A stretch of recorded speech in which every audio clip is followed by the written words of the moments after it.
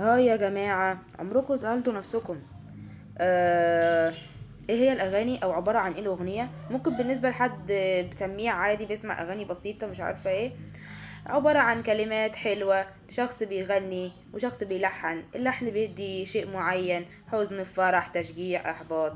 لكن في الحقيقة لا، المعنى الحقيقي للاغنية او معنى الحقيقي الاغاني اعمق من كده.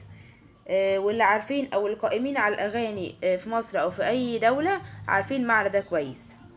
ممكن تلاقي كلمات حلوة، لحن ممتاز، ومع ذلك الأغنية مش ناجحة لسبب بسيط جدا. عارفين ايه؟ ان الأغنية دي ناقصها حاجة واحدة بس، شيء بسيط، الكلمات والألحان ما عرفوش يوصلوه، وهو التأثير. تأثير الأغنية دي على اللي يسمعها ايه؟ عندكم مثلا الشعبي، تأثير الشعبي لازم الكلمات في الشعبي تكون كلمات بلدي، بتحكي عن واقع، مثلا واحد مسجون، واحد فقير، واحد مش لاقي، واحد اتطرد من شغله، بيتعامل اوحش معاملة، ابوه بيكهربه، حبيبته سابته، اي حاجة ماشي، بحيث انها تتماشى مع جو الناس البلدي او الناس اللوكاليتي، سواقين الميكروباص بقى، معرفش الشرشجية، السجينة. فبيتم اختيار الكلمات دي بناء على الناس اللي هتسمع او الكاتيجوري اللي هيسمع، اللي هو الناس البلدي البسيطة اللي تقدر الكلمات دي توصل لهم وتسيب فيهم التأثير، وهو المطلوب من الأغنية. عندكم الرومانسي نفس الشيء، كلام يوهم الحبيبة. في البدايات هتلاقي أغاني للبدايات، في نص العلاقة هتلاقي كلام، في نص العلاقة نهايات هتلاقي كلام لنهايات العلاقات ماشي. وكل اغنيه بتدي فيهم تاثير معين للسيتويشن او الوضع اللي انت فيه. يعني مثلا لو انت في اول العلاقه مش هتروح تسمع مثلا سابني وراح يا هوا كل جراح في الهوا ماشي، لا هتسمع مثلا مش عارفه ايه، الهالي حبيبي مش عارفه ايه. هتسمع بقى اغاني ليها علاقه بالبدايات يعني، او ليها علاقه بحلاوه البدايات. ولو انت في وسط العلاقة اكيد مش هتروح تسمع قلبي اتقسم نصين، نص مش قادر يخبي ونص رافض تبقي جنبي، لا هتروح تسمع انا مش معاهم انا معاكي، مش عارفة ايه، انا مصمم مش ماشي قبل ما تتكلم، حاجة زي كده يعني. والنهايات اكيد مش هتروح تسمع مثلا قوم اقف وانت بتكلمني، لا النهايات هتروح تسأل مش عارفة موجوع. اي اغنية بقى من اغاني استاذ بهاء سلطان الحزينة، او اي حد من اللي بيغني اغاني للنهايات. فكل شخص بيروح لاغنية معينة عشان خاطر يسمعها، بيروح عشان عارف ان الاغنية دي ادته تأثير معين، فالتأثير ده هو اللي عايز يظهره للي قدامه او عايز حتى يظهره لنفسه ماشي. فازاي الاغاني قادرة تشالب شخصيتك وقادرة تشكل شخصيتك وتعيد افكارك وتعيد مشاعرك وتعيد حتى معتقداتك وسلوكك مع اللي حواليك، وتغير كمان نظرتك لنفسك ونظرتك للعالم.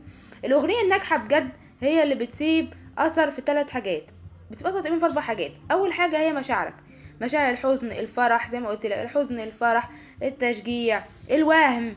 ممكن تكون قاعد في الميكروباص بتسمع هيوقفوك قوم، ولا مش عارفه هيوقعوك قوم، صدقني في يوم وانت قاعد في الميكروباص عادي بس حاسس ان انت طاير وحاسس ان انت بتعمل حاجه، رغم انت في الحقيقه ما بتعملش حاجه ماشي. هي مجرد نشوه بيوصلوك تاثير الاغنيه، بيحسسك ان انت عملت حاجه، في الحقيقه انت ما عملتش اي حاجه، انت قاعد في الميكروباص رايح كليتك، رايح تجيب مش عارفه ايه لخالتك، اي حاجه. تاني حاجه هي معتقداتك، المعتقدات اللي في دماغك الأغنية بتأثر عليها، ومع الوقت بتتحول وبتخليك تطبق مع حاجة معينة. ممكن أغاني تخليك تطبق مع الخيانة، أغاني تخليك تطبق مع النرجسية، أغاني تخليك تطبق مع السادية، أغاني تخليك تطبق مع المازوخية، أغاني تخليك تطبق مع التوكسيسيتي، أغاني تخليك تطبق مع الهدوء. مثلا لو بتسمع أغاني هادية، مع إني ما أظنش في أغاني هادية، مع أي شيء بتسمعه بيأثر في معتقدك مع الوقت، وخصوصا لو قعدت تسمعها كتير ماشي. في واحد مثلا ممكن الأغنية تعلق معاه لمدة شهر ما يعرفش يسمع غيرها ماشي، فده مع الوقت بيأثر في معتقده. تالت حاجة هي سلوكك ومزاجك، ممكن تكون شخص عادي وتسمع أغنية تحولك لشخص عصبي جدا ونرفز ومش قادر تشم نفسك ولا قادر تتعامل مع اللي حواليك ماشي. لو متعود انك تسمع اغاني كلها حزن، كلها غضب، كلها اسى، مع الوقت هتحس ان انت حزين قرفان، الدنيا مظلمه من حواليك رغم ان مفيش حاجه ماشي، بس ده التأثير اللي ثبته فيك الأغنية. ممكن كنت انسان نرفز عصبي مش قادر تشم نفسك برضو، وهوب تسمع اغاني هاديه او موسيقى حزينه تسترخي وتفرد رجليك وتبلبل في البحر عادي، حتى لو انت نايم على السرير ماشي. مجرد انه وصل لك احساس اللحن او احساس الكلمات ماشي، وصل لك حاجه خلتك تهدى او خلتك تسترخي. رابع حاجه وهي تأثيرك في نفسك وتغيير نظرتك لنفسك. هل انت شخص شجاع، هل انت شخص قوي، هل انت شخص رومانسي ماشي. يعني مع الوقت مثلا انت ممكن تكون بتسمع مش عارفه ايه، هيعملوا كذا، هعمل كذا، هيدوني مش عارفه ايه، فبالتالي ده يوصل لك ايه، قوه وهميه.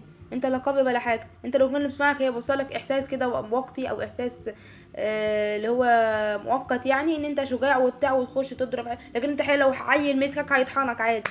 ماشي. ممكن مثلا يقولك قد ايه انت شجاع، وقد ايه ان انت مش عارفه ايه.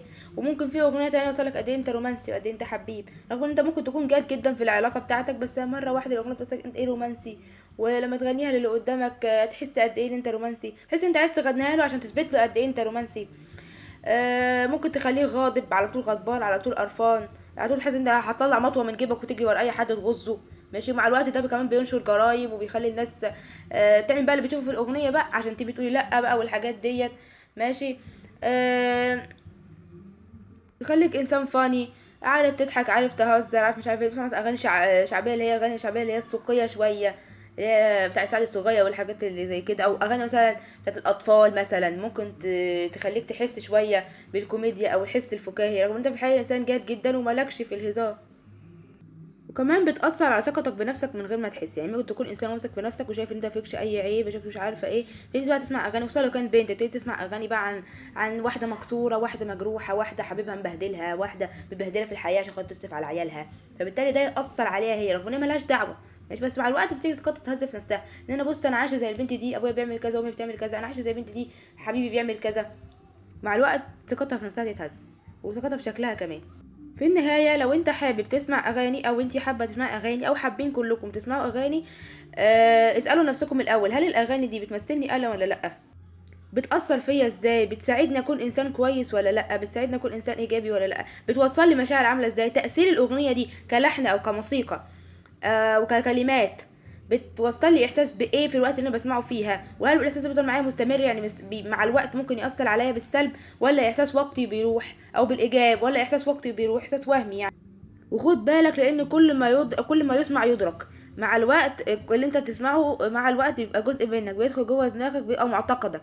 ماشي. فممكن شخص مثلا كان بيفكرش في الحاجه دي، مستحيل يفكر فيها، سمع اغنيتين ثلاثه، فبالتالي تاثير الاغنيه دخل في معتقده، فبالتالي اتاثر بالاغنيه دي، وبقى الكلمات الاغنيه جزء منه، رغم ان هو ما كانش بيفكر في الحاجه دي خالص. ماشي. فاسال نفسك، هل الاغاني ديت بتمثلني، بتعلي ثقتي في نفسي، بتديني تحفيز؟ ماشي. بتخليني حاسس ان انا عايزه اطير ها، ومره واحده بنزل أقع على راسي، ولا ايه؟ ماشي. ومع الوقت حاولوا يا جماعه تقللوا من وجود الاغاني، عايزين اسمعوها في الاوقات اللي هي العصيبه قوي يعني. بلاش تسمعوا في الميكروباصات اغاني، بلاش تسمعوا في مواصلات اغاني، بلاش تسمعوا وانتوا مع اصحابكم اغاني، بلاش تنزلوا ستوريهات اغاني، لان الاستوريهات ديت بتأثر برضو. ممكن انت بس تكون عايش حاسس باحساس معين، فتنزل اغنيه، فمعناته تقول ايه ده انا كنت اوفر، او تخش تمسحها. ماشي. بس يكون حد تاني شافها بقى فيتأثر بيها. ماشي. فخلي بالكم من اللي بتسمعوه، اللي بيدخل دماغكم، لانه مع الوقت بيبقى جزء منكم. ماشي. وانا كده خلصت. لو عجبكم الفيديو ده اعملوا لايك وسبسكرايب، وان شاء الله في حاجات كتير قوي حلوه جايه، واستنوا كل جديد. ولو عندكم افكار قولها لي في التعليقات، وقولوا تجربتكم مع الاغاني. مع السلامه.